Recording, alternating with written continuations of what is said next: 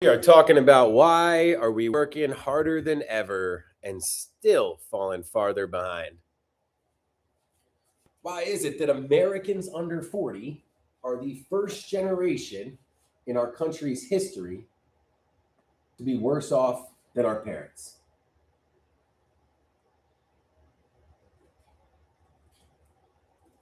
And why is it that we are working harder than ever and still falling farther behind?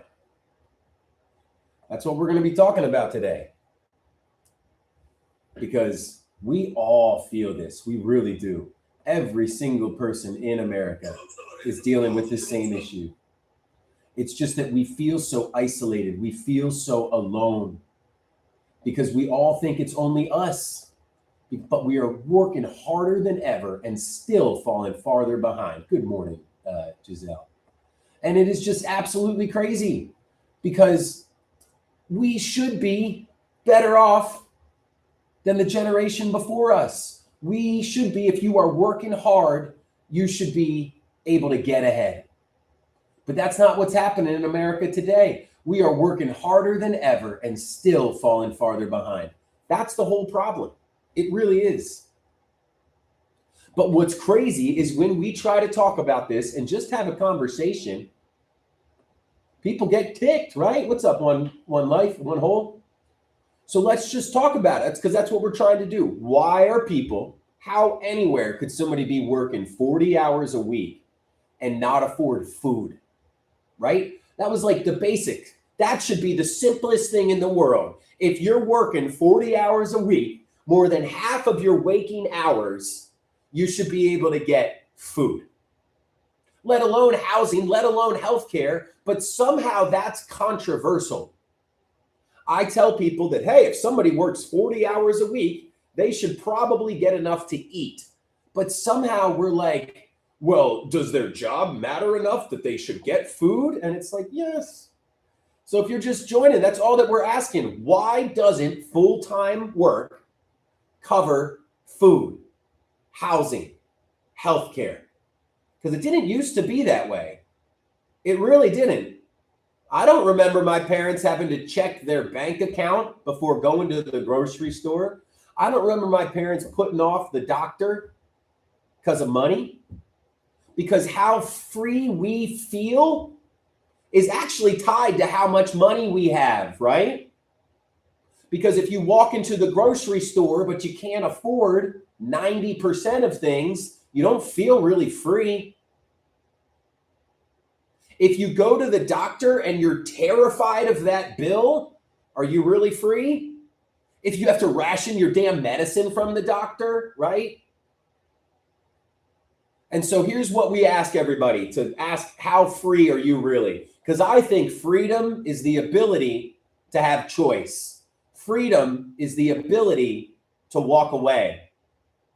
So could you quit your job next week? Could you quit your job tomorrow? Most of us say no, right? Because obviously we can't quit our job tomorrow. But if you can't walk away from a bad situation, if you can't walk away from a terrible job, are you really free? Because wouldn't freedom be the freedom to walk away from a crappy situation? And that's where we have for the me's to drop in the chat. Drop those me's in the chat because we all feel this way. Part of the goal of the system is to make sure that we feel alone, that we feel isolated. But so many of us feel this way. And it's nice, right? Misery loves company. But it's really nice because we think that we're doing something wrong. That's what blows my mind. They gaslight us and lie to us so that we think that we're falling behind because of our choices. We think that we're falling behind because it's our fault. And that's the biggest trick that they pull. Because if you think it's just you, you're going to be a little embarrassed to talk about it, right? But everybody thinks it's just them. 80% of Americans don't have savings. But if you look at the cost of living versus the average salary, you can see very easily why there's not savings. It's not because you're not working hard enough. It's not because you're doing anything wrong. You're not bad with money. It's 80% of Americans. The stock markets keep going up and up, but our salaries stay the same. So that's all we're really saying is, why are people working harder than ever and still falling farther behind? Why does somebody who's been working 40 hours for a year have to check their bank account before going to the grocery store, right? That's the big problem. Why are we checking our bank account before we go to the grocery store? That didn't used to be normal. It didn't. I don't ever remember my parents having to check their bank account before going to the grocery store. I'm sure it happened, but it wasn't as prevalent as it was now. And that's why Americans under 40 are the first generation in our country's history that will be worse off than their parents. And that's not laziness. That's not knowing how to budget. That is a rigged system. And all we're asking is, why can't someone working 40 hours a week afford food and housing? Why does somebody, if you are working 40 hours a week, you'll probably make $3,000, $3,500 a month, and then your food and your housing and your electricity cost about $3,000 to $3,500 a month. So nobody has any savings. And that's where, if nobody has any savings, we are all more stressed because of it. So why are Americans under 40 the first generation in our country's history to be worse off than their parents? That's what it really is. That's what it really is. It's really not about budgeting, because it's about math. So we're not interested in blaming any individuals when this has been happening for 10, 20, and 30 years. Just look at the cost of living. That's not some made up thing. The cost of living is how much it costs for the things we need to live. Food, housing, and healthcare. They're about $3,500 a month in most places. But the average salary then is $63,000. That comes out to about $3,500 or $3,800 a month. So what you are being paid is the exact same as what it costs to live. That is not stability. That is not prosperity. That's one step from collapse. You're 1 inch from financial ruin. They have it funny, right? Oh, everybody's living paycheck to paycheck, right? If you want paycheck to paycheck, right? But paycheck to paycheck is just one of their silly little terms that normalizes you living on the edge. Because most people are only saving $100, $200, $300 a month. And what's so crazy is that everybody always says, oh, go get another job. Get more skills if you want to be valuable. But for somebody who, if they miss 1 day, 2 days of work, they can't make their rent payment, they can't feed their kids, how are they supposed to take off work to get those skills? Not only that, the skills that we were supposed to receive should have come from the education system. So it makes sense then that if we get our food from our jobs and we get our jobs from our education and skills, that probably in America, our education system is totally equal. Whether you are born to a factory owner or whether you are born to a factory employee, you get the same education, right? Oh, it's not the same? So the child that is born to the owner of the factory will go to a nicer school than the child that's born to the employee of the factory? That doesn't seem like equal opportunity. That sounds like someone who's going to be born into a situation where they have a disadvantage due to no fault of their own. Not only that, we try to, one of the lies the job creators tell us is that, oh, value and skill are what matter, not the amount of money the company is making. That's what really makes me laugh for somebody like, I think Average Democrat was saying it earlier. Because if somebody is paying me $1 million to dig a ditch, and I'm paying those ditch diggers $10 an hour, well, guess what? Those ditch diggers deserve more. You might not say that they have value, but the work they are doing is what actually creates the money, right? So that's what it actually all comes down to, is that we are the economy. The economy isn't the people up top. The economy is the people that go to work every day. Because all the economy is a bunch of companies, and all the companies are, oh, it's a bunch of CEOs. No, it's a bunch of workers and employees. When a person builds a factory, they don't have 1,000 CEOs to come and run it, right? They need regular working people. That's what this is about, because they need us more than we need them. A factory cannot run without its workers, right? Even if you make the products, you need somebody else to truck it across the country. Even if you're trucking it across the country, you need somebody else to stock the shelves. And even then, you need somebody else to scan it at checkout, right? So that business owner is relying on the other people.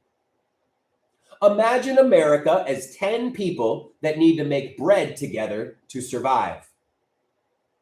One person, the 1%, owns the oven and the ingredients, but the other 9 people actually do the work to make the bread.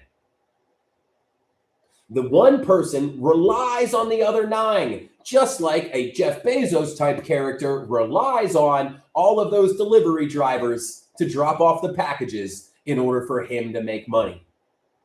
So today, those 10 people made 10 slices of bread. How much should everybody get? Well, in America today, the 1% have as much as 90% of us. That means one person takes 5 slices of bread, and the other 9 people have to then fight over the remaining 5 slices. That's why we're not lazy. It's not that we're forgetting how to budget. One person took more than their fair share. Absolutely, Richard. That is so perfect. So this isn't, and that's where it comes back to. We can work 40 hours a week, but if the amount that they are paying us, $3,000 a month, does not cover what it costs to live, $4,000 a month, it doesn't matter how hard you work, what you're doing. If their whole goal is to keep you stuck, you always will be. Because if you don't have prosperity, if you have to accept that minimum wage job, you'll always be desperate and relying on them. Thank you, Amelia. And who else dropped a me in there? Thank you, Liberty. The reason we ask everyone to drop those me's, if you are feeling this, is because one of the things the system does is it makes us feel we're all alone, doesn't it? That makes me so mad, because it's basically a couple people screwing all of us over. And then when we're looking around to see what the problem is, they're like, oh, it wasn't us. And we go, well, who was it? And then they go, maybe it's that immigrant over there. Maybe it's them over there. And it's so insidious. It's so BS. Thank you, Martin. You said it much better than I could have. That's all they want. They want us to keep us poor because we don't have options. So that's really what we were talking about earlier. Why are people working 40 hours a week and not able to get by? Well, because they want us stuck, because the more stuck we are, the more control they have over us, right? So let's go back to that one person who relies on the other 9 people for the bread. That one person wants to keep taking those 5 slices of bread, right? So their whole goal is to keep power and control over the other 9. So they lie to them about what the problem is. Oh, yeah. And that one person, they control the media, they control the politics, everything. So that's why we are simply asking, why doesn't working full time cover food and housing, right? Why doesn't working full time cover enough for food? Shouldn't that be the most basic thing? Food. If you're working half of your life that you're awake, you should get food. Thank you, Mo Edge. We love hearing those me's being dropped because everybody feels this. And that's where they want us poor so they have control, is because of this. Can you quit your job tomorrow? Could you quit your job on Monday? The majority of us can't, right? Well, if we can't say no, if you can't walk away from a bad situation, are we really free? Are we really free? If you walk into a grocery store and you can't afford the majority, what's up, Grandma Barbs? And you can't afford the majority of it, are you really free? No. If you have to choose between paying electricity or going to the doctor, you're not free. Giselle or Chris, you're so right. If you're working 40 hours a week, but you need to work another 20 more just to make ends meet, you're not free. And we have to remember, only 30% of people still have your head in the sand. Right on cue, right? Right on cue. Average Democrat, I'd say emphasis on the average. Because people who, like, basically the rug is get pulled out from under them. We can see from that person's profile picture, they got one set of rules. The rules changed because it used to be, so your average Democrat, I'm sure, lived in a world where if you worked hard, you got ahead, right? So if you now see a bunch of people who are saying, hey, we're all working hard, but we're not getting ahead, well, then you'd be like, bullshit, you're just not working hard enough. And that's why we see all those people act like that. But that's why we will see 100 me's dropped for every single person that pushes back against it, right? Because we understand that you did not live in the same world because you're obviously 10, 20 years older. I know. And that's where you may not, basically your head is just in the sand, because if you're working 40 hours a week after you're retired, that's a problem with the system. Because if you had some more education, you'd realize that you've been paying into Social Security your whole life. So you should be able to retire with dignity. You should be able to spend some time with your family. And all that we're saying is America's not quite in its golden age anymore. And why does that frustrate people? America's not quite in its golden age. People get mad when just some random person on the internet points out, hey, I'm a business owner. What I really like to do is try to pay my employees, because I've recognized that the more empowered I make my employees, the better they want to do for my business. And the better that my employees want to do for my business, it actually makes it great for everybody, because they want to work harder to make me more money. And they know that if they make the business more money, that they'll also get paid more money. Well, average, I'm able to be here because all 6 of my locations are open, because my 30 employees are all at work getting the job done. And that's where I think I'm bringing a lot of value, because I'm employing over 30 some people. We have 6 locations. We're very much a community-based business. But what I know, I could have never done it alone. Number one, how can I open up 6 locations by myself? I literally cannot do that. So if you want to have multiple locations to be able to serve more people and, I don't know, make more money, then you do have to rely on other people to help do the hard work. If I own a company where I'm delivering packages across the nation, I can't deliver 10,000 or 100,000 packages by myself, can I? But if I want to make enough money that gets all that money from delivering 100,000 packages, I have to rely on others. Because if you think about it, every job depends on another job. People have just been lied to, because kind of like we were talking about earlier, one of the biggest tricks is isolation. Well, what it is one of the biggest tricks is we think we're in this alone, right? Because it's actually not. If somebody is being underpaid, it actually affects all of us. That's where we just didn't take the next step of, okay, so Walmart makes $10 billion. Their employees make $12 an hour. No, average. I just don't like to get pushed back by people. I pay $40 and $50 an hour. Fair wages is another lie. It's like market wages. Fair wages and market wages is a lie from the people up top to make it so that they can pay us wages that are less than what it costs to live. That's what's so funny to me, is that every business should offer a salary that is more than what it costs to live, right? Yeah, social contract, that's what it's all about. So if you believe that a company should be able to offer a job that does not give you enough to live, then sorry, you're not somebody that we want in this movement. Because this movement is about understanding that all humans have intrinsic value regardless of how much money they make.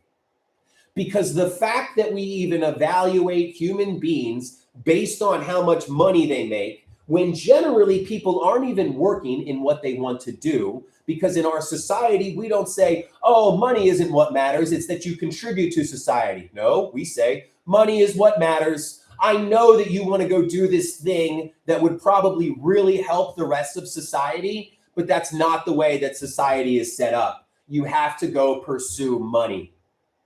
And that's how we know that people like average just aren't looking at the full picture. Because if you actually look at what the point of a society is, right? What's the point of a society? Is it to make money? Is it to make money for somebody else? Is it to go to work? No, it's to provide security for the most amount of people. It's to give people prosperity. Because it's only when you have 6 months of savings that you're able to say no. Because let's go back to it. We all know average Democrat says he's working 40 hours a week after retirement. So if you can't walk away from that 40-hour-a-week job, are you really free? If you can't walk away from your job, are you really free, right? That's what it is. Because if you are able to leave your job, but there's no opportunity, there's no nothing. You said you worked 40 hours a week. I can go pull it up. So average, I'm going to block you or I'm going to mute you just because you're not who I'm here to talk to. So remember, only 30% of people feel this way. Those people that still have their head in the sands, who cares? Who's next? Right?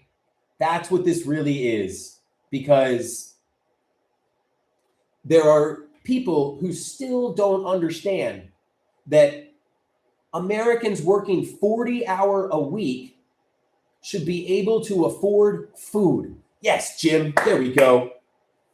Because what we're talking about is the fact that Americans under 40 are the first generation in our country's history to be worse off than their parents. And why is it that when we mention that people are working harder than ever and falling farther behind, that people get mad, right? We just saw average Democrat come in here. We can literally pull up the average salary and the average cost of living. And the cost of living will be higher than the average salary. So then our question is, dang, Why is the cost of living higher than the average salary? Could we talk about that, everybody? What do we all think? Because I thought that if you worked 40 hours a week, that you'd be able to afford food. I remember thinking about being an adult and being like, oh man, it's going to be so nice to be an adult. You'll be able to get what you want and afford things. And then now it's like, nope, you can work 40 hours a week and you still don't have enough. Food, 40 hours a week and you can barely afford food. So that's what we're talking about. If you're just joining us, why working full time doesn't cover food or housing. And we're not doing the same old, let's point fingers over there. Let's point fingers over there. Oh, it's this person. Oh, it's that person. Oh, it's over here. This is just the way life is now. We're not doing that. We're actually looking at the actual reasons that this happens. Because the only reason that we point fingers all around, left and right, is because that's what keeps the people in charge in power. That's all it is. So what happened? Started in 1980, we used to get paid the same amount that we would make for the company. We would get paid close to the amount of money that we made for the company. But not anymore. They started taking more than their fair share. What used to happen, so Screwman, I'll let you know why we can't in just a second.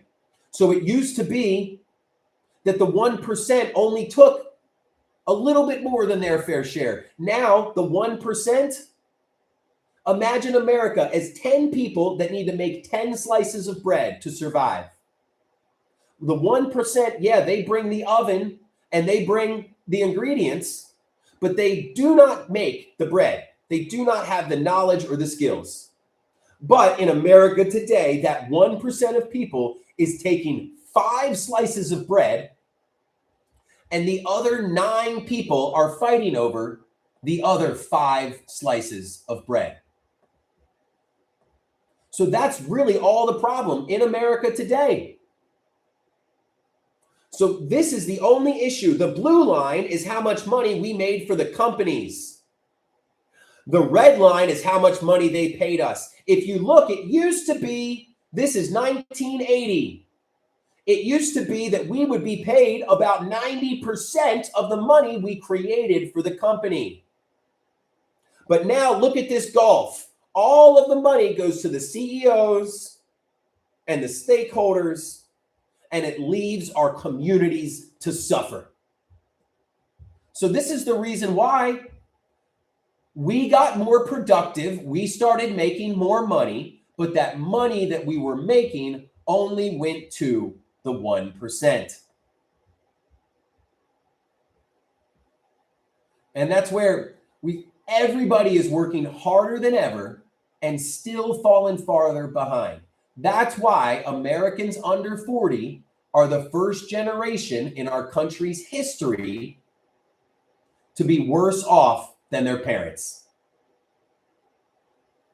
Tree loving lady, that's exactly what this is. Because the only way that we can take the power back is by having each other's back, right? And Merv, you're so right. Because it's not even about small businesses. And it's so funny. You saw somebody else just come in and get angry, right? Because what this is the fact that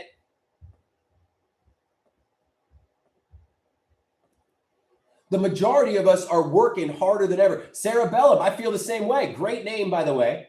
But I feel the same way. It's where my 2 daughters are one of the main reasons I'm doing this. Obviously, we want to fix things as soon as we can. But I cannot grow up in a country and not tell my daughters that I did everything I could.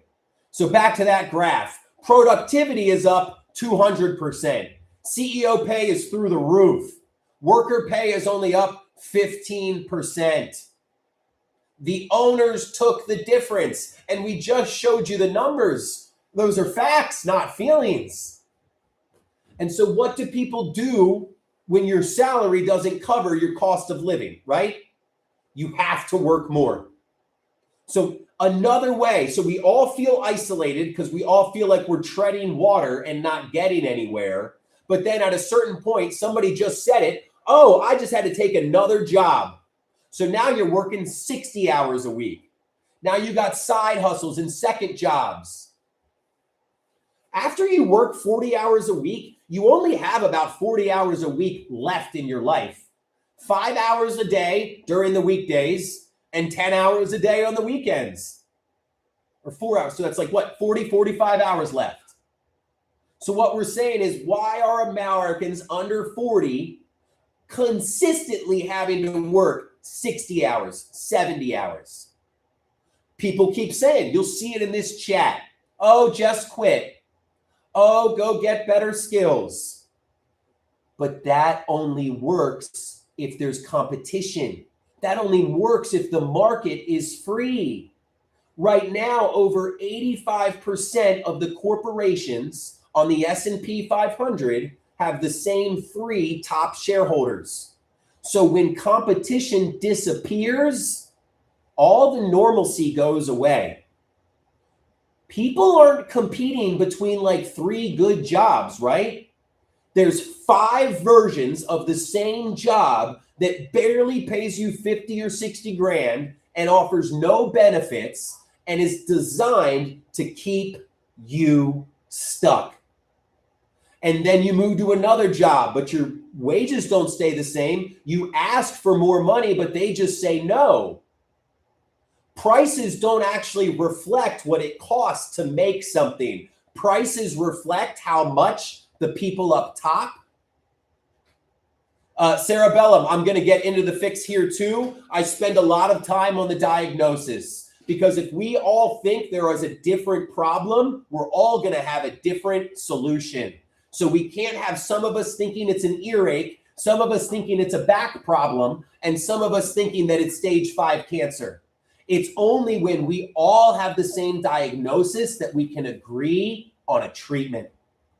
And that's what we're doing here. So we're taking a long time to go through the diagnosis because it is imperative that everyone is on the same page in terms of what is the problem. Because the only way that we're going to fix the problem is if we all are working together towards solution.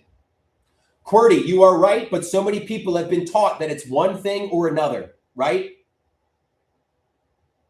So people don't stay at a job because they're lazy. People don't stay at a job because they have no skills. People only stay at a job because that is their life raft.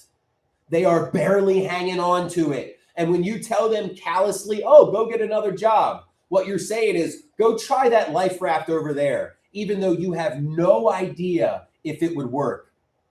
Absolutely, SLV. And who's to say that that job's better? You're barely hanging on to this job. And somebody says, well, go let go of that one, go underwater for a little bit, and then go grab that other life raft. Most people are hanging on for dear life. Brooklyn, I appreciate you dropping that me. The reason we have people drop the me's is because don't we all feel like this is only us? I feel like that's one of the biggest part that's kept this going is we all feel like it's only us. But Americans under 40 are the first generation in the country's history to be worse off than our parents. Why are people working 40 hours a week and not able to afford food? I cannot believe, I do not remember an instance where my parents were like, oh, honey, let me check the bank account before we go to the grocery store. Oh, let me check with your father about our finances before we go to the doctor's office. Not at all. People were able to work 40 hours a week and have what they need to live.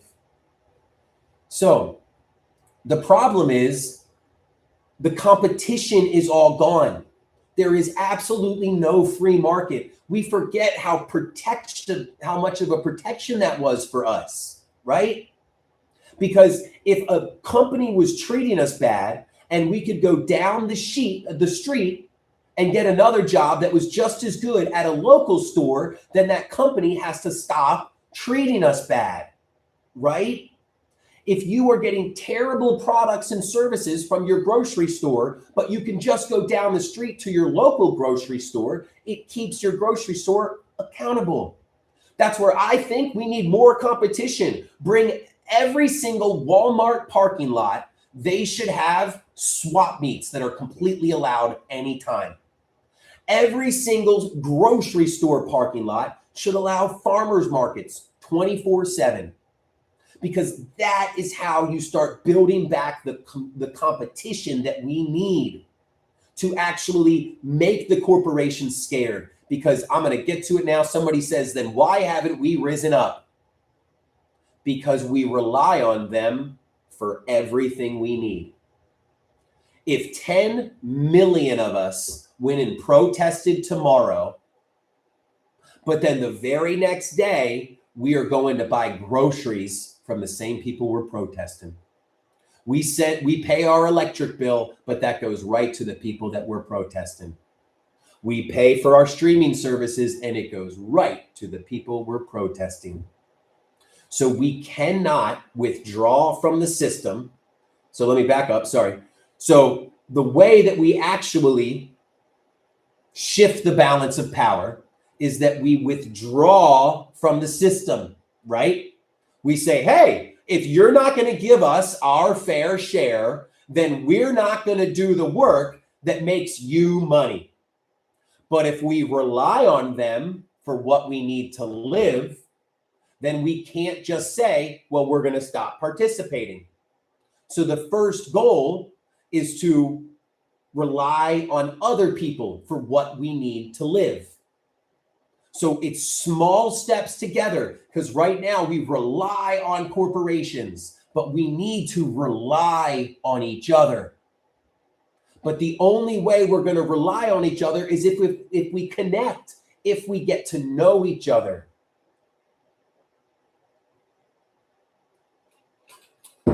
Because when people are feeling, we all feel this pressure right now, but we are blaming each other instead of working together, right? We blame other workers for not working hard enough. We blame immigrants. We blame boomers, right? We blame left or right. It's always some group to blame. We're not doing that here, because all that we see is that the story that all of us are living doesn't match the BS lies they've been telling us. And rather than fighting about it and really playing into their hands, let's just figure out what the actual problem is. Well, when 1% of people are taking 50% or taking just as much as 90% of people, there's going to be scarcity. So that's what the problem is. If America was 10 people that baked 10 slices of bread together, the 1% would take 5 slices of bread. That's one person with 5 slices of bread, and 9 people who then have to fight over the other 5. So, of course, we're going to feel like we're at each other's throats. Of course, we're going to feel disconnected. But what then the actual solution is, it's not just coordinating. It's not just coming together. Because we can tell that guy all we want, screw you, but he just sits there with a smile on his face because he says, they'll be back tomorrow. They need me for bread. So the 9 people go protest and they say, F you. And the guy just sits back and goes, they'll be into work tomorrow, or else they don't have bread to eat. And I know they all want to feed their families. So the only way that protesting against that guy, against that person, actually makes a difference is if we find out somewhere else to get our bread from.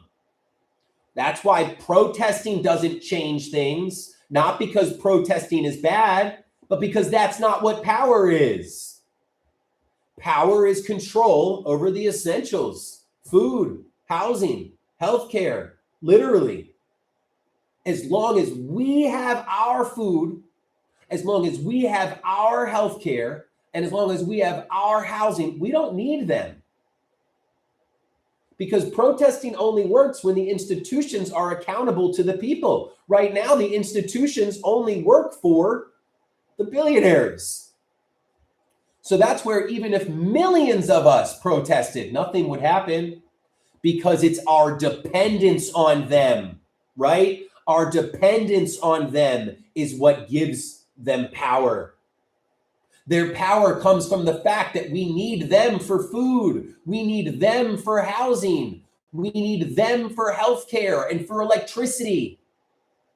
And what's crazy is all of those things that we need are literally being created by people in or near our neighborhood. It's just that the corporations have plopped themselves in between us and the things we need to live. And it's so funny. People will always point fingers at one side or the other. And anytime you point fingers at the power-hungry blue team or the power-hungry red team, you're actually playing right into the hands of the billionaires. Because what the ultra-wealthy want is for you to say, oh, if those Democrats just did this. Oh, if those Republicans just did this. But what you're not recognizing is that both parties are like good cop, bad cop. Everybody thinks one's the good cop and one's the bad cop, but guess what? They all work for the same corrupt department. The bad cop hits you in the face, and the good cop might say all the things like, oh, stop, stop, but they still are letting the other one hit you, right? So that's where, when we are pointing fingers at any group of people, you are playing into their hands. Because what we're saying is we're stopping. We're not doing this. There is going to be no finger pointing. It's got to be us coming together and going, look, America's not in its golden age. America's not in its golden age anymore. Americans under 40 are the first one in our country's history to be worse off than our parents. Daniel, every person depends on others. It's so funny. We're all interdependent. You were born as a baby that needed your parents to even learn a language, to learn how to chew, to learn how to speak. Everyone is a product of their society. You don't decide what language you speak. You don't decide what house you're born into. You don't decide the educational opportunity that you have, right? Duchess, I'm only in the US, so I can only do what I'm doing. So I just can't make it happen in the rest of the world because I don't live in the rest of the world. So what we're trying to do is build up this framework to, sorry, Daniel, you're all right. That's my bad. I just saw, so you depend on others. And I just wanted to, we all depend on others. Absolutely. No, Captain Stingray, you're not a crybaby at all. What do you mean? You shouldn't have 3 jobs. You should have 1 job. That's what's so crazy is after working 40 hours a week, you only have about 40 hours left to yourself. So you're working 40 hours a week. You've got 40 hours to do your laundry, to eat, to make sure you're healthy, to groom, all of those things. But then this world makes us work for another 20 hours. Well, these damn meat suits need some things that take longer than that. We can't just work all the time, right? We need to have connection. And that's really the next thing we're going to be talking about. Because if what it is, yes, and having time to have a life, I haven't figured out the right way to say that yet, though. But so here's what it is that right now we rely on corporations. And this isn't going to happen overnight. It's not going to be done by Christmas. It's not going to be done by next Christmas. But what it is we just have to slowly stop relying on the corporation. The corporations actively hate you. The corporations actively want to hurt you if it makes them more money. Look at the healthcare system. We pay them to provide healthcare to us. But the time that it comes that we need to use that healthcare, they're like, let me check my profit margin first. Right? And so we're like, we would like our life-saving care, right? And they're like, nope, I need to hit my quarterly bonus. And I'm not going to provide that care so that your father can live because I would like to have an extra $1 million this year. What?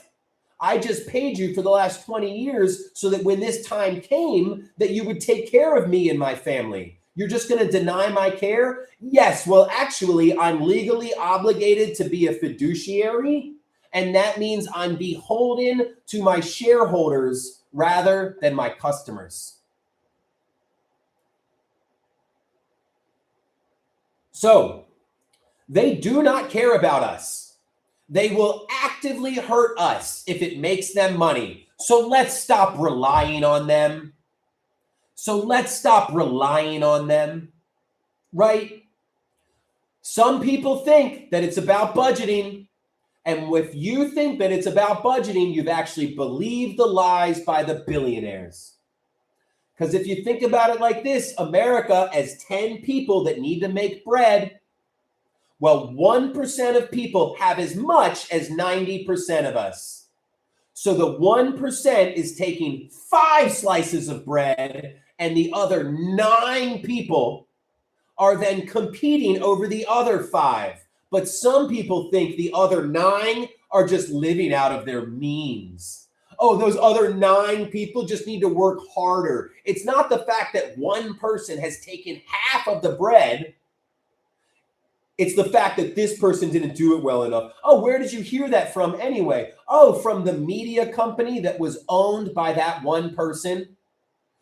It's put it like this. If you were making $1 million and you had 4 employees that you paid $10 an hour to, well, wouldn't you be worried that those employees started talking and they would say, hey, they're only paying you $10 an hour? They're only paying you $10? What the heck? Let's go talk to them about that. And then you come together and fix it. And the way to make sure that they never came together and fixed it was to lie, to divide them.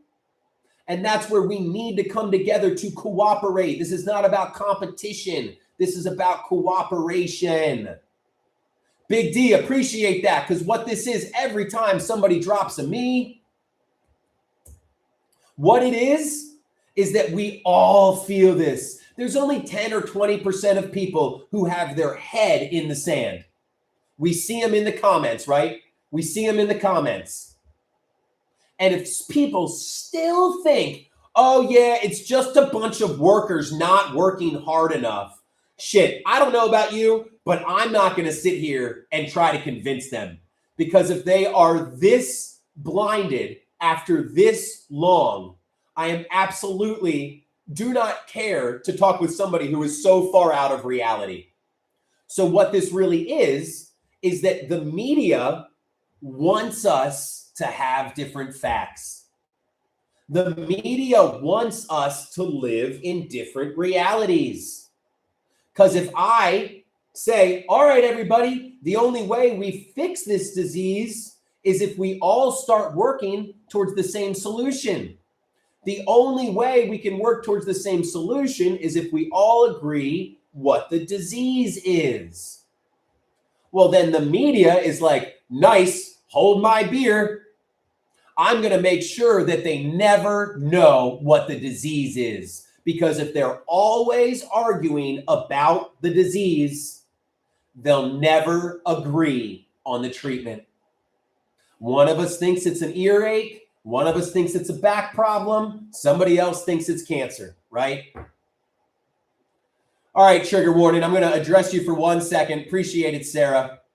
Trigger warning. You do not have to be, yes, you have to be productive to profit. So I actually don't even have to say anything because you literally made my, you made my point for me. So here it is. Here has been our productivity. for the last 50 years. You were saying, hey, people should be productive. There we go. That's how productive we've been. The red line is the money they've paid us. The blue line is the money we made for the company. So there it is. If you want us to be more productive, we've gotten about 200% more productive, like 180%, but our salaries have only gone up 15%. So exactly what you were just saying was refuted. So I'm sure you are going to twist right now, but I'm not here to talk to you. I do not care about you. Honestly, I sort of disdain you because you're the kind of person. That's why Trump doesn't love the educated. That's why Trump loves the uneducated. So, because all that we're saying is America's not quite in its golden age anymore. America's just not quite in its golden age. People are working 40 hours a week, and even though they're working 40 hours a week, they can barely afford food. People under 40 are the first generation in our country's history to be worse off than their parents. But we still have people coming in and they get angry about this, right? 4 new, you are so right. That's what we're talking about. But that's what blows my mind is that when people get mad about it, especially mad at me, I'm just some random dude on TikTok saying, hey, I think this might be the problem. I'm a business owner, so I do have a unique perspective. And people are, it's so angry. But all I see is that people are working harder than ever and still falling farther behind. And what's crazy is when we just talk about this, it's like we are programmed to fight about it, right? Programmed to fight about it. But all we really want to ask is, why is it if you're working 40 hours a week, you're still falling behind? That makes no sense. That didn't used to happen. In the 80s, my parents weren't like, oh, let's get another job, and then still couldn't make ends meet. I never remember them checking their bank account before going to the grocery store. And why is it when I say, oh, if you're working 40 hours a week, you should be able to afford to buy food? People get mad, right? They get controversial. They get mad, right? And then because the 1% own all the media, what do? Do they just are like, oh, that's our bad. Sorry, everybody. We took more than our fair share, and we're just going to broadcast that in the media. No. They point to immigrants, right? They point to the other side, right? And that's where you see people, even in this comments, pointing to immigrants. But that's literally just the billionaires trying to distract you from the fact that they took everything. And it's not feelings, y'all. I'll show you the chart that shows you they took everything. It's right here. So you can try to negate it or you can try to argue, but it's not immigrants. It's not foreign powers. It's corporations, CEOs, and politicians. We all know in this country that a CEO's bonus is more important than your family. Oh, Harry, go look to see what's happened the last 5 years. I would love to watch you go higher and higher and higher. But here's what's so funny is we all know this chart hasn't gotten any better, but people immediately try to push it away, right? Because they're not here to argue in good faith. What they're here to do is try to protect their feelings. And that's where what we're saying is that we are not arguing with people who still have their head in the sand. This is about understanding that all humans have intrinsic value, not based on how much money that you make, but because you are a human being, you have human rights. Human rights are just saying that, oh, all humans should have what they need to live. Oh, humans have a right to be alive. That's all that human rights are. Humans have a right to be alive. Okay, cool. I think most of us can be like, awesome. Yeah. If somebody is born with a disease and they need medical care, we'll all pay for that medical care. If somebody is born without legs or without an arm and they need a little bit extra to have equal opportunity, I think we're all like, yeah, that's the right thing to do. But then we can't understand in the same way that if you are born to the factory owner, you are going to have a way different life than if you're born to the factory employee. Stevie G, you're appreciated. Because 30 years ago, they were only making 10, 20, 30 times the average worker. Now they're making 300, 400, 500 times. And the captain over on Insta says it's like trying to talk to someone that's in a cult. And that's why we don't talk to them. Honestly, I do not want to waste my time on somebody who still has their head in their sand after living through this. What I would rather do is find the 70% of people. That's where Sarah Bellum, wonderful name, Steve, we don't even have to worry about it because we are here to find each other. We are here to find each other, not to convince that 20 or 30% of Americans that still have their head in the sand. And that 20 or 30% of Americans, they're not really that good. They're not really that loud. All that it is that they've got a billionaire's thumb on the scale.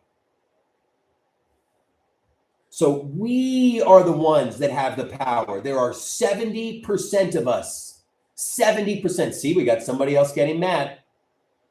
We just don't think that it's the heyday of America anymore. We are not in the golden age of America. Why does that make you so mad for me to say? And then when I have a graph that shows it, it makes you even more upset. Right? Just think about why you get so frustrated. I know why, because you don't have enough. Because you are barely scraping by, because you're struggling, Steve. But when you feel better by struggling because you point at other people. I already have Domenis. I've got 30 employees. And all I keep wondering is, dang, these employees are amazing. I'm going to keep paying them more and more because they keep growing my business. So I might as well keep paying them more. And it's really worked out for my business because then what you do, if you actually empower your employees, they understand that if they make your business money, that they make more money. And my employees really like making more money. So I have it set up that if they make the business more money, that they get more money too. It works out really well. Oh, there it is.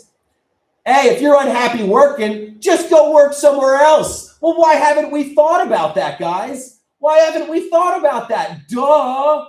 Oh my gosh. Y'all, we fixed the problem in America. We all forgot that we could just, over 85% of corporations on the S&P 500 have the same 3 top shareholder. Oh, America's basically a giant company town where 3 corporations control absolutely everything. Oh, so that's why they don't care if we leave that job, because the next job we go to will be owned by the same people that are trying to screw us over.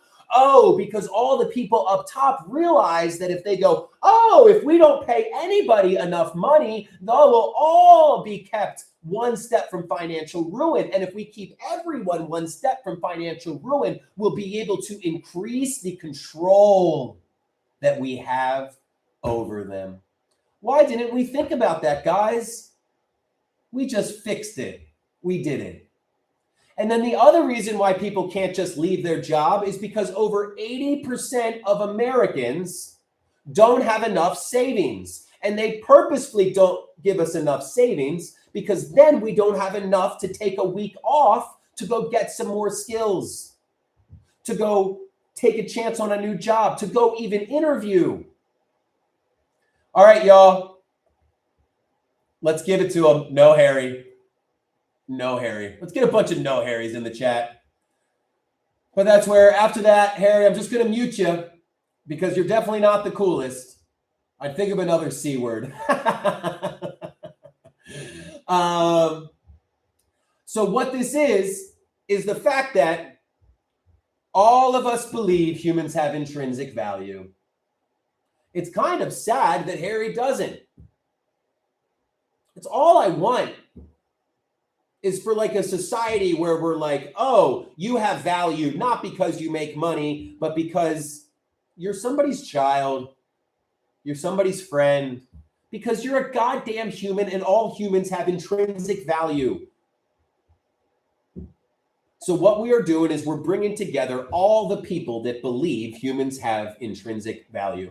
Nightshade, I am not a good person. I mean, hopefully I am. But what happened was that I was able to receive the security and prosperity that I want everyone else to have. That's it. I was able to live up to my fullest potential. Because I was able to live up to my fullest potential and have my needs met, I was able to think about the needs of other people. And when you're able to think about the needs of other people, you're able to build a community. I was able to have enough prosperity from my family to take a chance to start a business. So it has nothing to do with being a good person. It's all about creating the right conditions where the majority of people can live up to their fullest potential. I'm gonna cry because it means so much to me. But like there is no difference between any of us besides the system and what we were born into. That's literally it. Because what we really need, that's why we should provide food to everyone, housing to everyone, and healthcare to everyone. Because our system actually is incredibly inefficient. Because right now we have people that go work at their jobs just for money. Imagine if we had an entire society that actually went to go work for the good of society, rather than having to be like, oh, I guess I'll take that crappy job that I hate, that I feel like I'm contributing nothing to, but I have to accept that job because I have to make money. Imagine a world where it's like, oh, cool, I have my housing taken care of, I have my healthcare taken care of, and I have my food taken care of. I'm going to wait till that job comes along that means that I am so passionate about. I know that I would be working with kids, right? I would be able to work with kids. I mean, I started my own business and I was happy to do all that, but all I wanted to do was teach children, but there wasn't any money in it, so I couldn't do that. So that's so majority of what's going on is that we're not even efficient. So it's not that we're muting people who disagree with, it's that we're muting spammers. And really it is, I'm not here to change anyone's mind. I do not care about Steve Bannon, about Steve Brannon. I do not care about trigger warning. If you don't believe this, I don't care. That just means you're not looking at the facts. You're living in fantasy land. So because I'm able to have some security, I don't care if you're living in fantasy land. I care all the people, yes, Eric, that believe in this goal, that say, finally, I've been waiting for this. Sarah Bellum, come join us. John Boy, you're right, because what your job is your job is actually more like a prison. Because we already talked about that if you don't have enough money to leave your job, then you're stuck at your job. And if you're stuck at your job, are you really free? If you're stuck at the job, are you really free? No, you're not. So, and you are so right. That is so true. Gritton Gowan. Yes, universal health care, housing, UBI for all. That will never happen. until we start taking back control over the essentials. So let's talk about how we are fixing this right now. I think I've gone pretty far on the diagnosis side. Let's talk about the fix, because every single day we are working to fix this. There's not some big solution. It's not like, oh, here it is. No, it's that we rely on the corporations for the things we need to live: food, housing, healthcare. The only way that we can shift the balance of power is to withdraw our participation. A mass general strike. Mass general strike. Only way to actually shift the balance of power. Because the politicians don't work for us. That won't work. The media doesn't work for us. That doesn't work. Economy doesn't work for us. That doesn't work. So the only thing is for all of us to come together and to say, damn, they've really taken over the pillars of power in our society. The only way that we can get the power back isn't by protesting, because all of the institutions, economy, politics, and media, only work for the billionaires. So we really have no way forward except for stopping to rely on corporations. That's all it is. That's all we can do, is to stop getting all of our food from corporations, stop getting our healthcare from corporations. But it's not going to happen right away, right? It's not going to happen right away.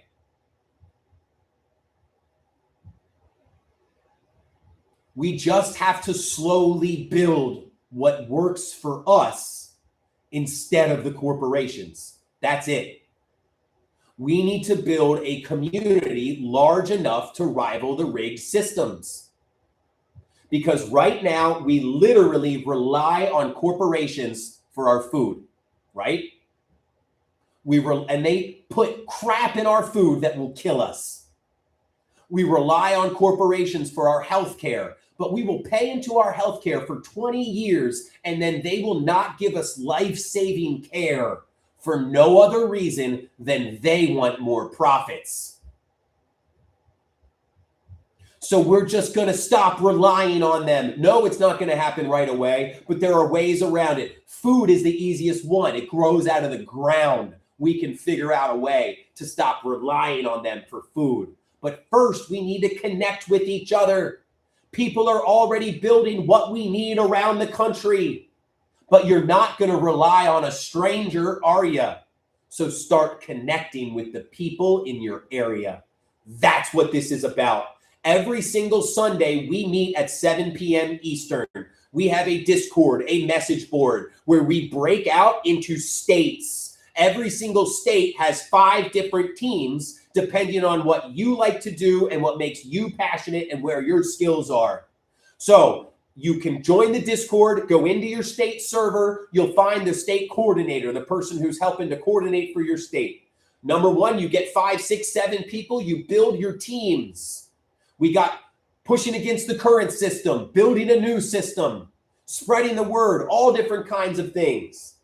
But this is how we start acting locally while as well having a national umbrella, because that's what this is. We need a national network of parallel systems builders. Down in Atlanta, they're already figuring out how to connect people with a little bit of land to those who know how to farm, to people in the community that want to show up every week and tend to the garden. That's how we start taking our food back. We have consignment shops. We have secondhand shops. We have our own marketplaces outside of the corporations. That's how we take back some of our consumption.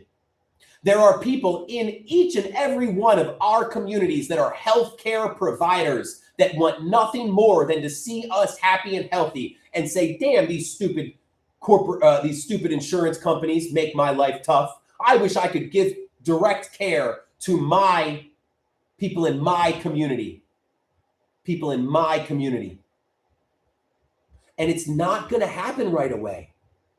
That's where there is no magical cure. There's not some magic bean. We don't, like, when the system stops working for us, we just start building a new one that does. That's it. This isn't something new. we're actually going back to something old, because this is the way it used to be.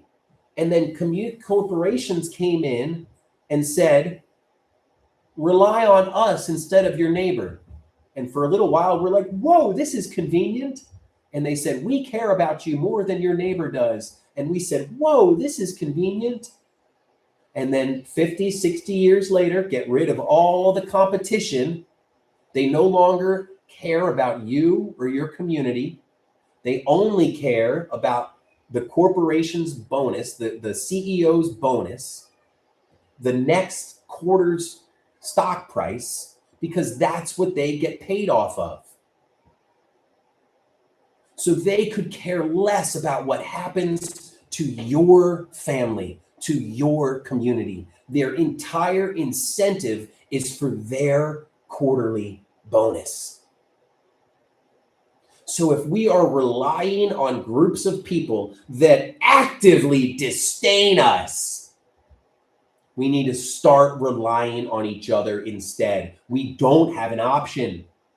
But we're not just going to rely on strangers. So the first step is to start connecting. That's what the blackouts are. They're practice. They force us to find other options in our communities from people who understand that communities and businesses actually rely on each other. So the blackout is about understanding that, yes, taxing the rich will never happen as long as the rich control the essentials. But if there are 9 of us that all work for this one rich person, and for a while they're like, oh, they'll never leave, they need me. They'll never leave, they need me. And we just quietly build what we need to get away from them, right? Well, at a certain point when they're like, oh, they can't do it, they need me. Well, at a certain point, we're like, well, we don't need you anymore. We're just going to go over here, right? Well, at that point, they'll come back and be like, all right, I'll pay my taxes. I need you. I can't make this bread. I don't know how to bake it. I don't know how to collect the eggs. I don't know how to separate the wheat from the chaff. I don't know how to fix the oven. Plus, I want to spend time with my family. As a business owner, this is what I get. This is what I understand. I am happy to pay my employees over and above market rate. I'm happy to split the profits with my employees because that means I get to spend more time with my family. I get to spend more time doing the things that I want to do. So it's a trade-off, right? You can't have all the money and all the time. You can have all the time, but then you got to give up some of your goddamn money. Because this is what I figured out, is that if I keep all my employees at minimum wage, they never care about growing the business. They're going to do the bare minimum. It's called minimum wage for a reason. We all, if we're on minimum wage, we're like, F that. I'm more important than minimum wage. I'm going to work exactly as hard as $7 an hour allows me to work, right? So we meet every single Sunday at 7 p.m. Eastern.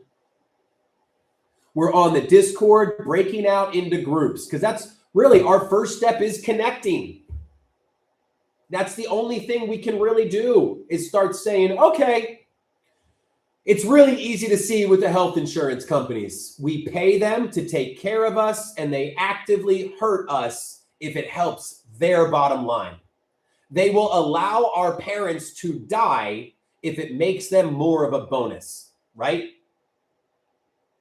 So let's just stop relying on people that would allow us to die so they can get a bonus. Like, I know that our neighbors aren't perfect, but I don't think our neighbors will allow us to expire just so that they can get a little bit more money, right?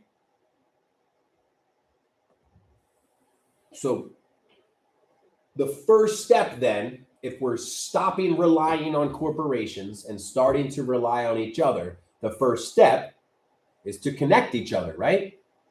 So that's where we're every single Sunday at 7 p.m. Eastern, 6 p.m. Central, 4 p.m. Pacific.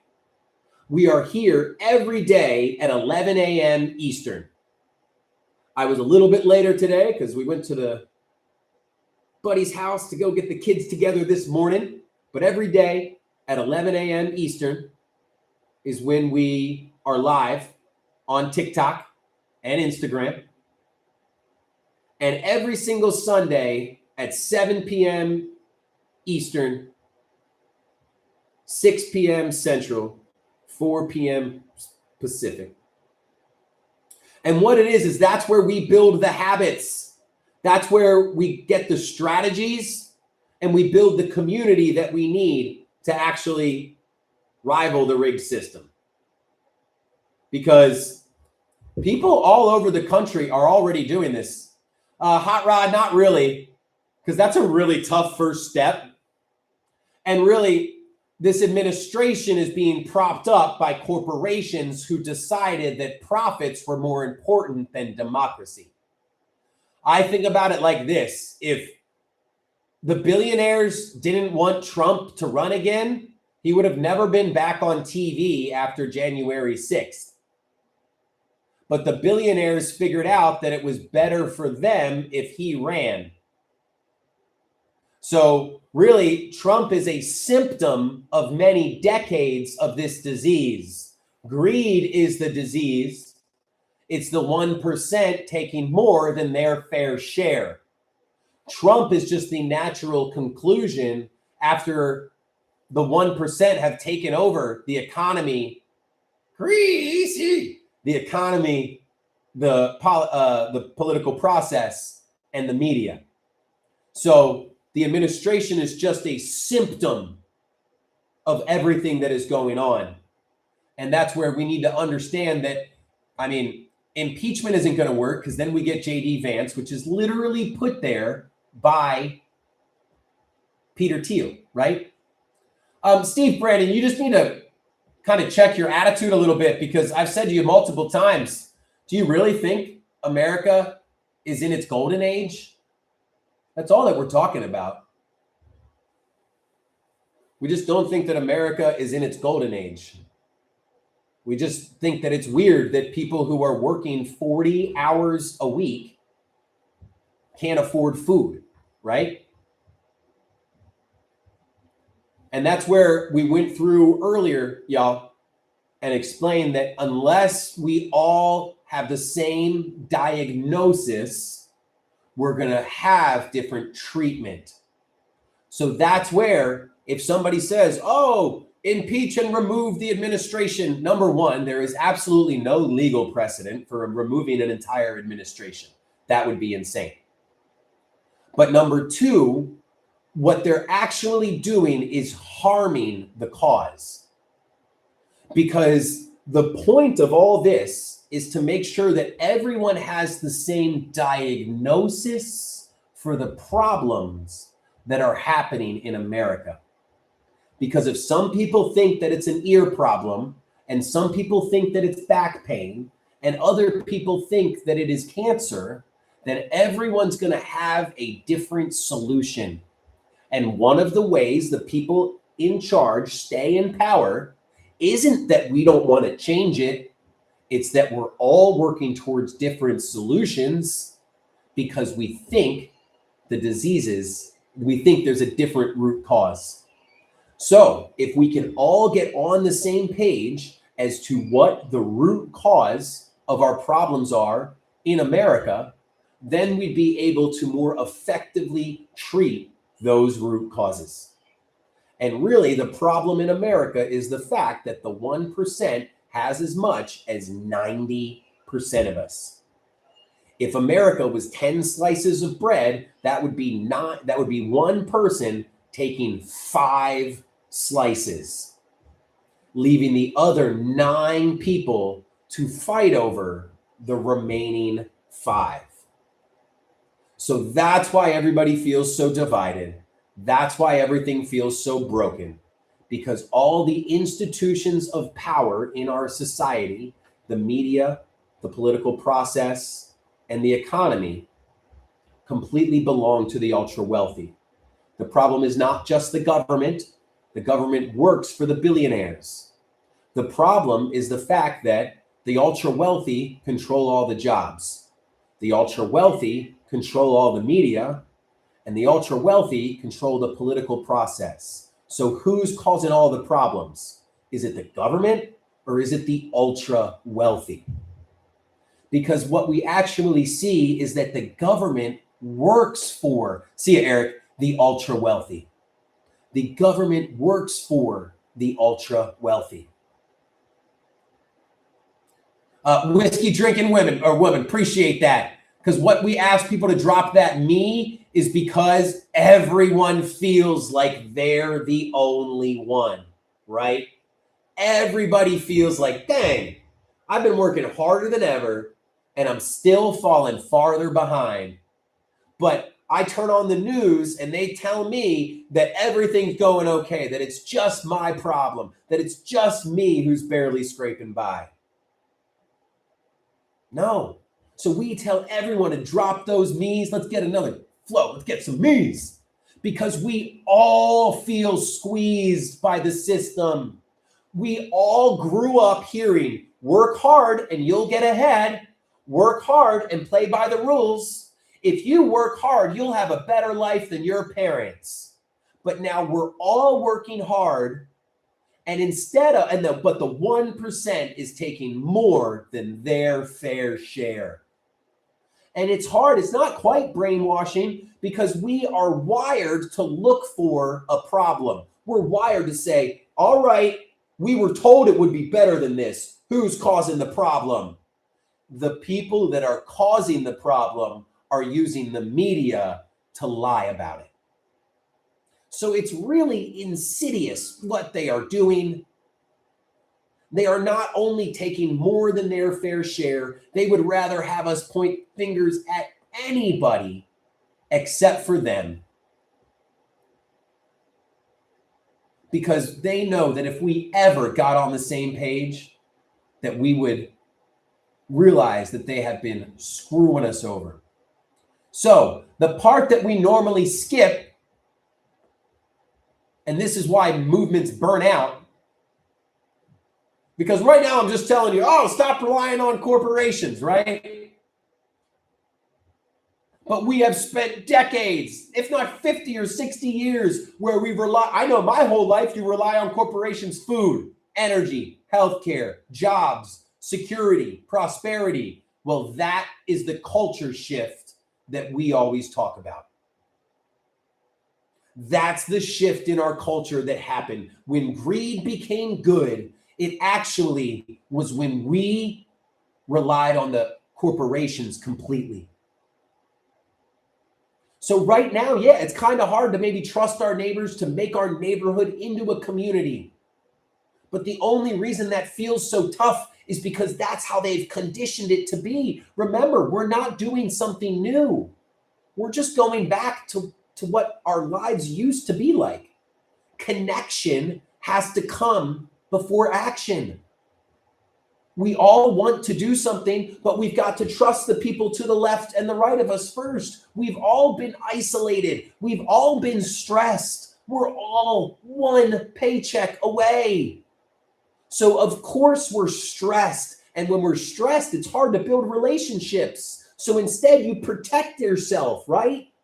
And then not only are we stressed and protecting ourselves, but we were told lies.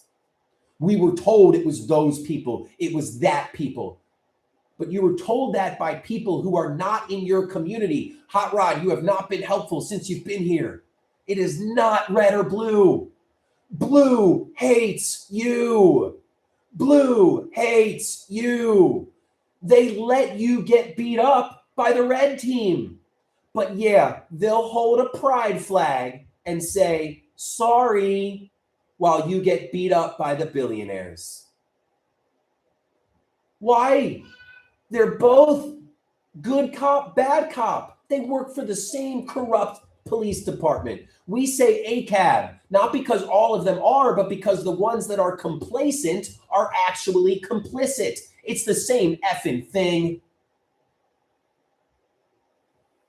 Blue team, maybe they say the right thing, but they're still complacent, which makes them complicit. I don't want to hear that. Anytime you say, oh, it's team red, oh, it's team blue, that's what the billionaires want you to think. It's team hardworking Americans.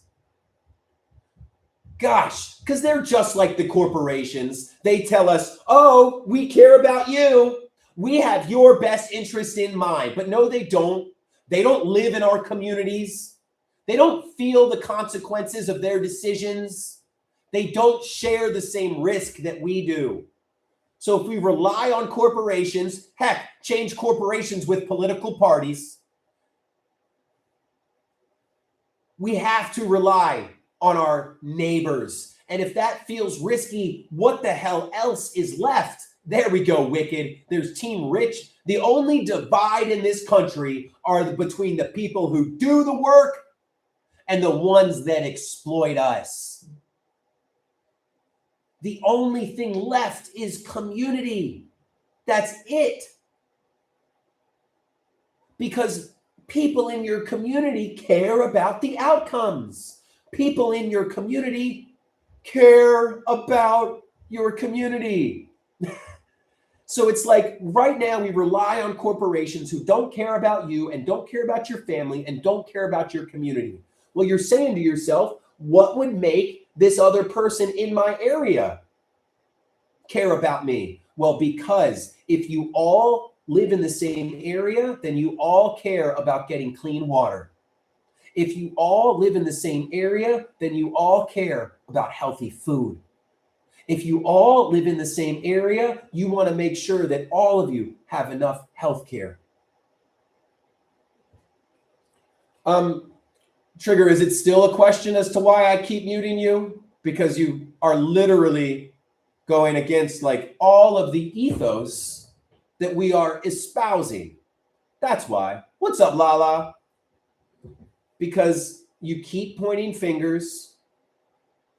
You keep pointing fingers. I may interpret it wrong, but it sure seems like that you continue to point fingers at one side or the other. So it is not Team Red or Team Blue. The only shift that matters is shifting to rely on our neighbors.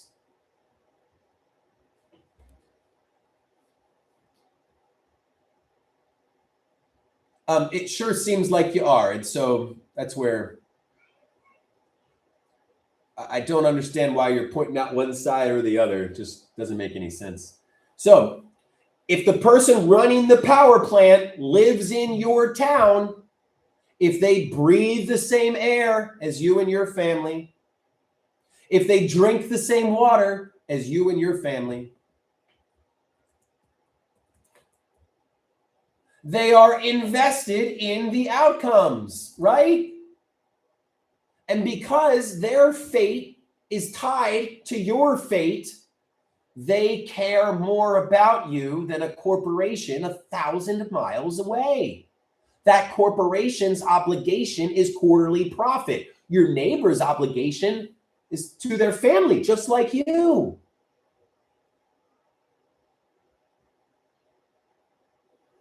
So this is where people get it wrong. They think that when I talk about this, that community,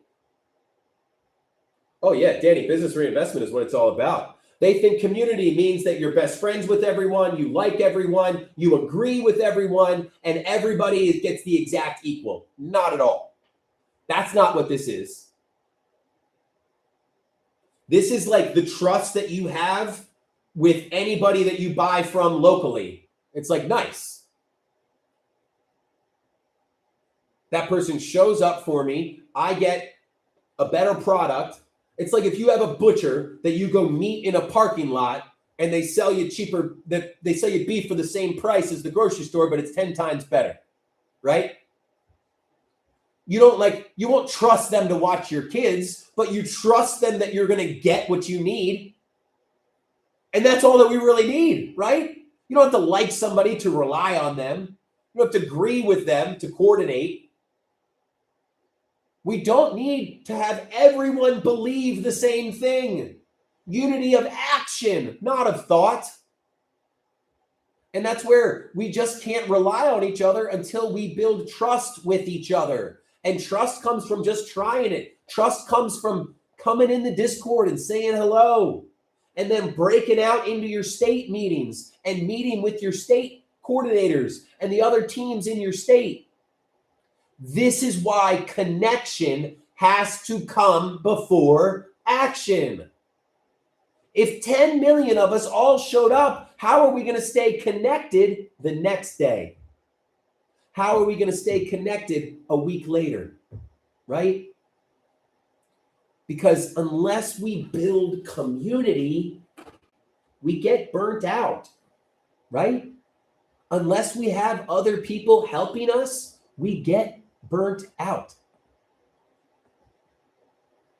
And that's where we don't ask people to jump before everybody's a part of it, till everybody's holding that safety net, right?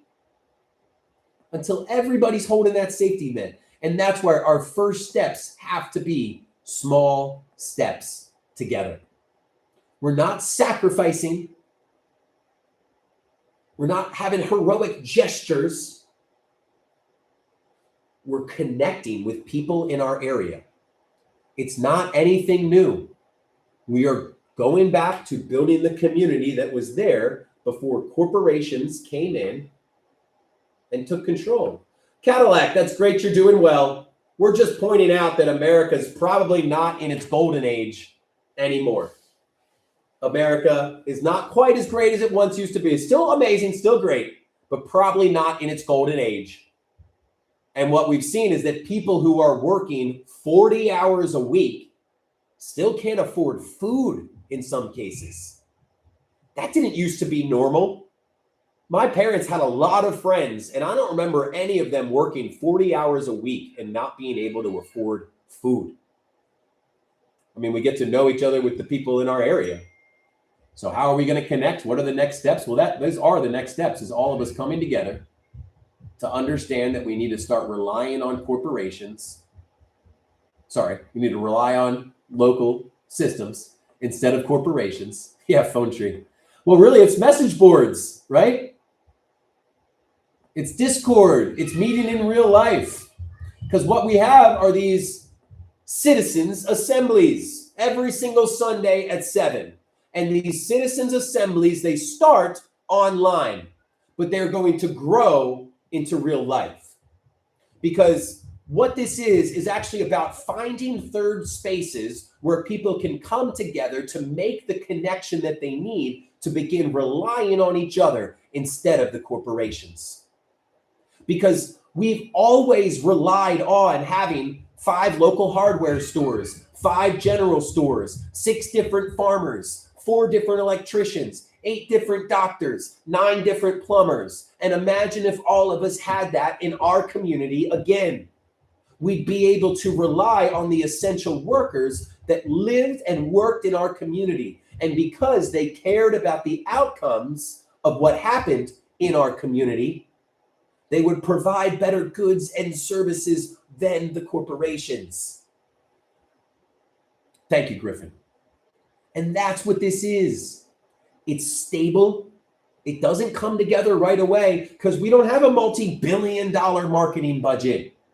I'm relying on you to tell the next person, to tell the next person, to tell the next person, because we all want to know what this sickness is. We all want to know why it feels broken. And when somebody finally comes along and is like, this is, we're with this group and they're kind of pointing out that this is why everything feels broken and it sort of is working. People are like, yes, because I did the same thing. I went to all the different groups and said, okay, protesting is great, but how do we actually stay connected?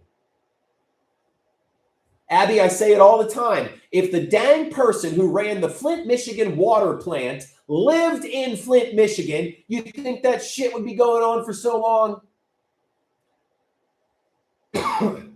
Because power isn't protesting, power is control over the essentials. And connection has to come before action, because that trust has to come first. And it's only when we trust each other that we will start relying on each other. And the moment we start relying on each other, that's when we have power, because what we can do is remove ourselves from the system. Protesting is still important, Bama. It's just understanding that protesting alone only matters when the institutions bow to us. But right now, the institutions only bow to the billionaires. Because that's where it really gets me with the 3.5%. People are like, oh, 3.5%, 3.5%. That works when the political process is actually normal and works. 3.5% matters when the media is actually controlled by the people and tells the truth. 3.5% works when the entire economy is not yet captured by 3 corporations. So protesting works best when we also control the levers of power in our society. And the levers of power are controlled by billionaires. So what we need to do is show them, yo, we're in charge, but we're only in charge when we act as one. That's why it's so important having the same diagnosis, because if some people think it's an ear problem and some people think it's a back problem and some people think it's cancer, we're all going to have different solutions. So I just dropped the Discord. Y'all, for the Discord, we got 2 rules: positive attitude, compassion for others. Positive attitude, compassion, and empathy. If you are in there to be divisive and fight and do anything other than build community, we are going to give you a little time out. We are building a space where everyone that is coming together who believes that humans have intrinsic value to push forward with that mission. So once again, we dropped the Discord. Everybody be respectful or you get a timeout or a kick out. We've got our rules, positive attitude, and empathy. That's what this is about. Understanding that all humans have intrinsic value. I appreciate Brenna. Thank you so much for dropping that me. We asked people to drop the me's because so many of us think we're the only one, right? So many of us think we're the only one. But we're not, right? We've had like 80 me's dropped today. Us. There we go, Giselle. It's honestly, once we change from me to us, that's when we have the power. Well, that's when we can start connecting to build the power. Because it's so hard. It's even like ingrained in me that, oh yeah, as long as we come together, we have the power. It's like, no, really, we don't.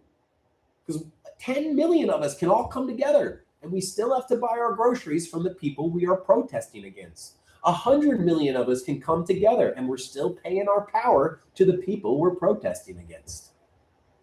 So we've got to figure out. So what we do is we meet every single Sunday, 7 p.m. Eastern, 6 p.m. Central, 4 p.m. Pacific. Our citizens' assemblies. Carrie Ann, if you are saying to bring somebody else on, if you could reach out to them, that would be great. We just have so much going on. We call it Movement Alliance. So anybody that you think could help spread this message is down for it, let us know. Reach out to them. Oh, Griffin. That makes me really happy. Because sadly, we hear that like 3 times a day. We feel crazy, right? We feel crazy. We're like, dang, I see this so clearly. Why is everybody else just walking around like there's nothing going on? What is going on?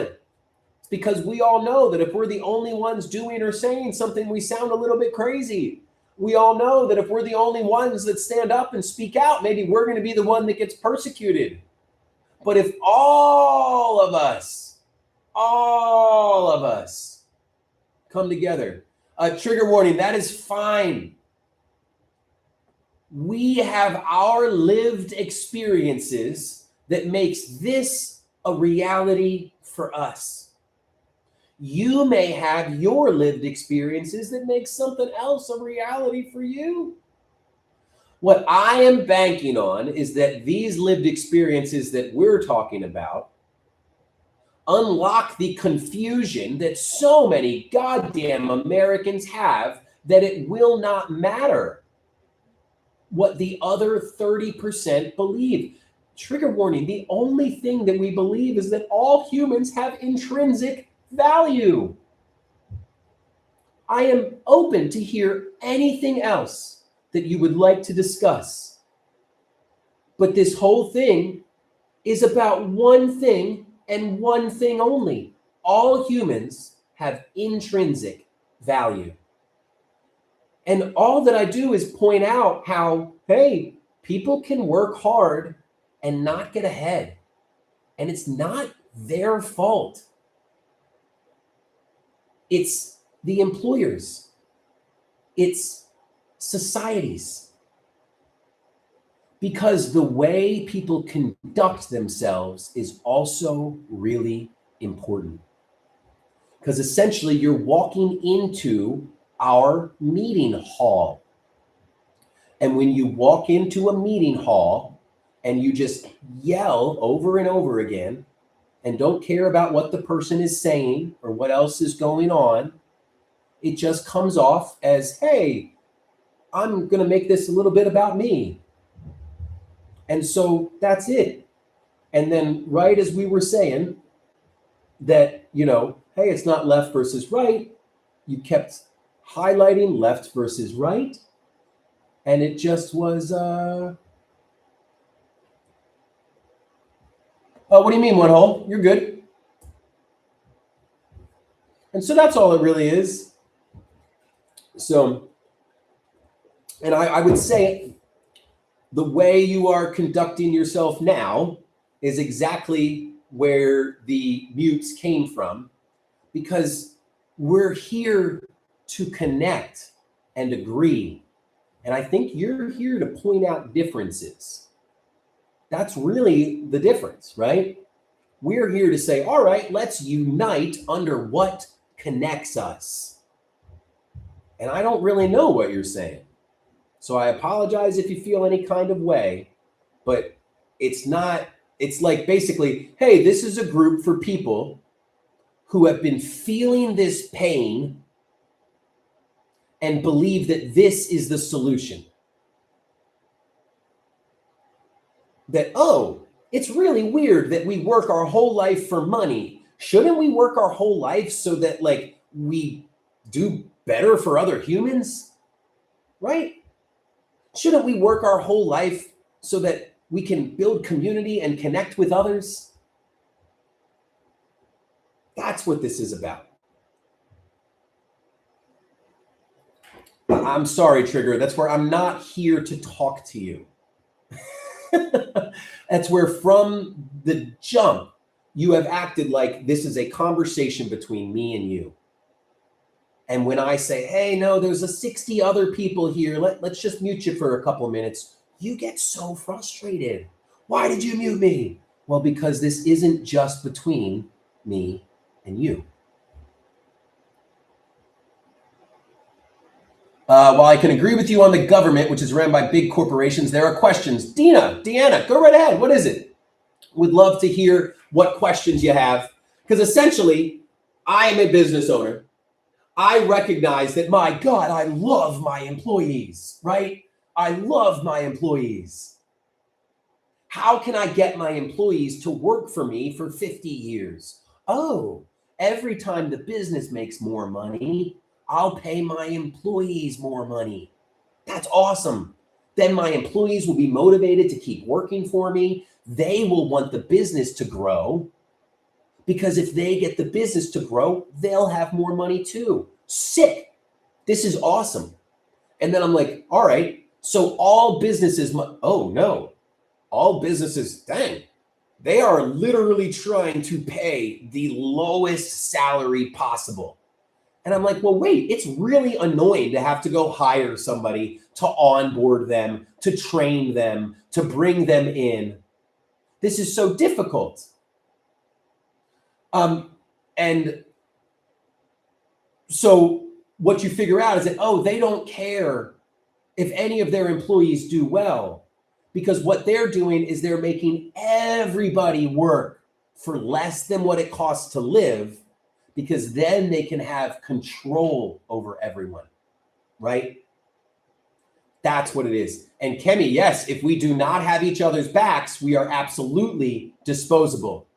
But imagine if every person walked into the boss's office at the same time, speaking the same language. Because you say we're disposable, but look at Target, huh? That's gone down, down, down. Look at Disney, right? They caved right away. And look at Starbucks. They are running scared from a bunch of baristas and coffee makers. Not that they're amazing people, not that they're not amazing people, but they probably don't negotiate as well as the CEOs and the businessmen at Starbucks. And all those coffee makers and baristas are saying is, hey, y'all are really good at business. Y'all are really good at business. You're great negotiators. What we're going to do is we are going to negotiate as a team. We're going to negotiate as a team. One whole, I just don't think they're here in good faith. So that's where it's just not the kind of person that if they're going to be that divisive, that grating, it's just ridiculous. Yeah, and that's where I appreciate you so much. I really do. But that's where, just like I get stuck in a rut sometimes and I need you to help me, I think we hit our rut. Because it was right there. Organize on Discord within your state. And then no one does that. It's like, okay, we've literally given you every single step. We give you this, we give you that, we give you this. Well, what is there to do?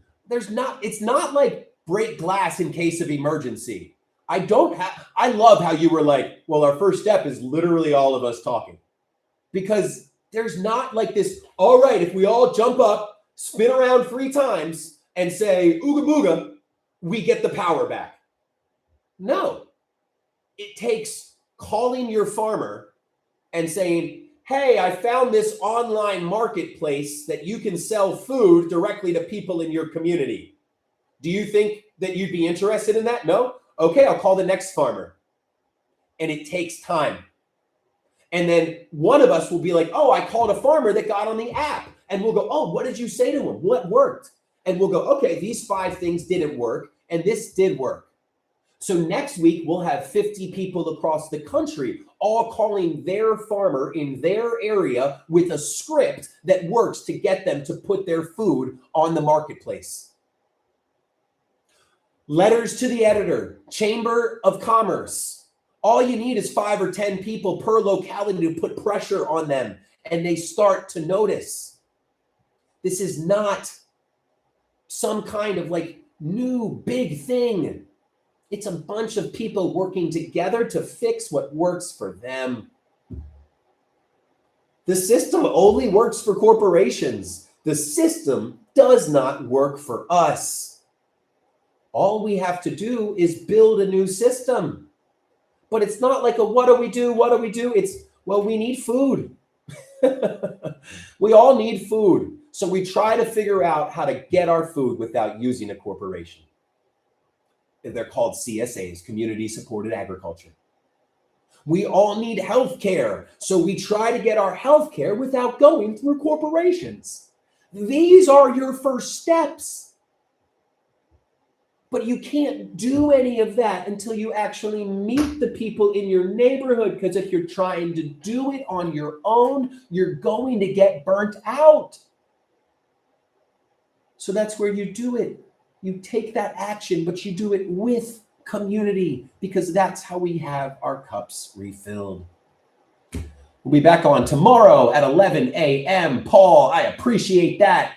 We drop the me's because one of the things that is such BS is that they all make us feel that we are the only ones in this situation. They all make us feel alone. But we're not. We are all together. Yeah, Pepper. That's what it is. I heard a farmer once where it goes, but how do you feed the world like that? And the farmer goes, well, ma'am, I don't think I'm supposed to feed the world. I think I'm just supposed to feed my neighbors. What a freaking concept, right? And that's why this is localism, because this shit works better when the people providing the goods and services live and are held accountable into our community. We'll be back on every single day at 11 a.m. Eastern. I appreciate you all. I love you all so much. Check out the Discord if you want to join there. We have our Citizens Assembly every single Sunday at 7 p.m. Eastern, 6 p.m. Central, 4 p.m. Pacific. We'll be back on tomorrow for Christmas Eve, 11 a.m. Eastern. That'll be fun. One Hole, appreciate you. Giselle, Pepper, everybody, appreciate you so much. Paul, thanks for dropping that me.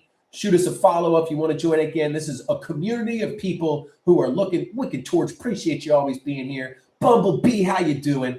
A community of people ready to change their habits long term, because dang, we rely on corporations, and corporations don't give two shits about you, your family, or your community. So let's start relying on people that do care about your community, and that's the people that live and work in your community. Appreciate y'all.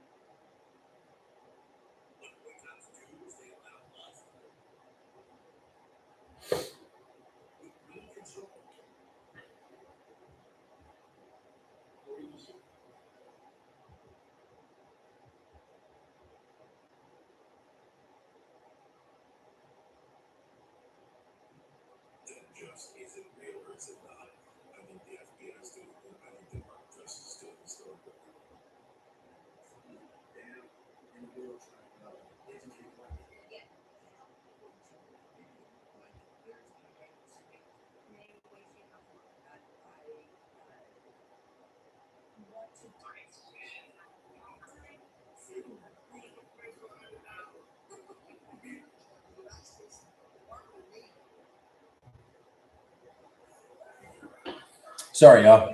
Have a good night.